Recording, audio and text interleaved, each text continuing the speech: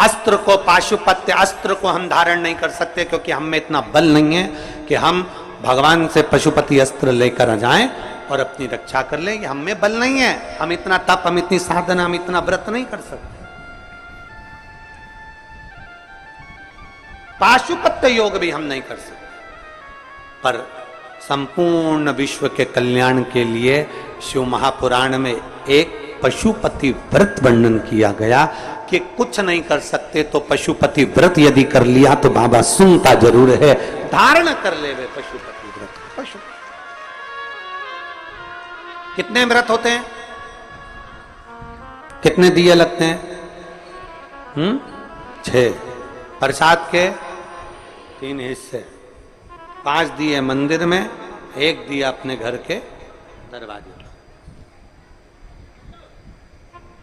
जिस मंदिर में पहला व्रत होता है उसी मंदिर में 5 व्रत होते हैं। व्रत के लिए मंदिर नहीं बदला जाता। दूसरे के घर का पानी पीकर, दूसरे के घर का भोजन कर कर, दूसरे के घर का अन्न खाकर, दूसरे के घर की चाय पीकर, दूसरे के घर का फलाहार कर कर, या दूसरे के घर का अन्न भाग ग्रहण कर कर पशुपति व्रत नहीं होता। जिस दिन आपका पशुपति व्रत है उस दिन अपने ही घर का भोजन, अपने ही घर का पानी, अपने ही घर की चाय, अपने ही घर का पूजन साहित्य, अपने ही घर की सारी सामग्री होना चाहिए। दूसरा व्रत तुम्हारा, आज सोमवार का पशुपति व्रत है, तुम किसी से मिलने चले गए, उसके घर का पानी पिया या उसके घर की चाय पियाए, व्रत खंडित हो जाता है। उस व्रत का कोई मूलता नहीं।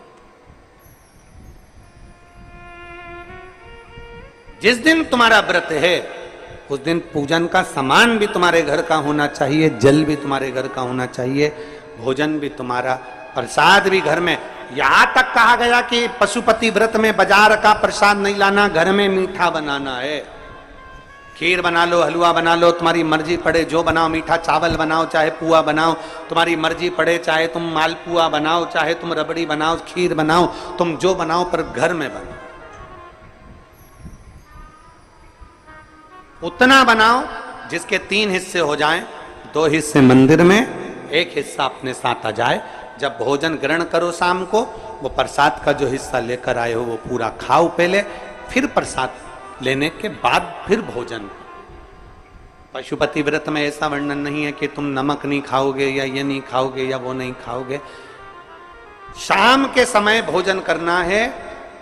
अब शाम को भोजन करना है तो पहले भगवान का पूजन कर कर जो प्रसाद लेकर आए हो वही प्रसाद का हिस्सा पहले खाओ, फिर भोजन।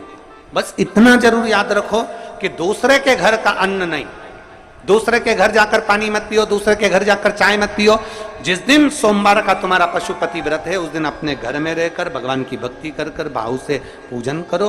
अपने घर की चाय पियो, अपने घर का पानी पियो, मायके का भी नहीं, किसी के घर का नहीं, अपने घर का। अगर मायके गए भी हो तो फिर अगला सोमवार कर लो, दूसरा सोमवार कर लो, पर वो सोमवार फिर मान्य नहीं। अगर आपने किसी के घर का भोजन किया है तो फिर वहां पर कुछ शुल्क दो, पैसा दो, उसके बाद वहां से चलो। चाय पिए, वहां शुल्क दो, क्योंकि अपने को किसी के घर का भाग ग्रहण कर कर हम अपना भाग पशुपति व्रत का नहीं देंगे। पशुपति व्रत। अब कई लोग कहते हैं गुरुजी पशुपति व्रत कब चालू करना चाहिए?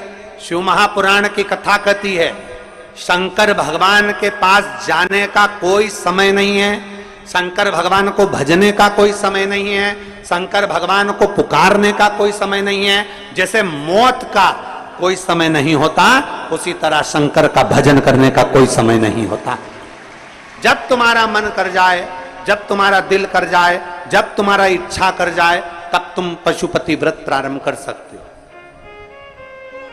पर यदि आपका 16 सोमवार का व्रत है और साथ में पशुपति व्रत कर रहे हो तो वो स्वीकार नहीं होगा।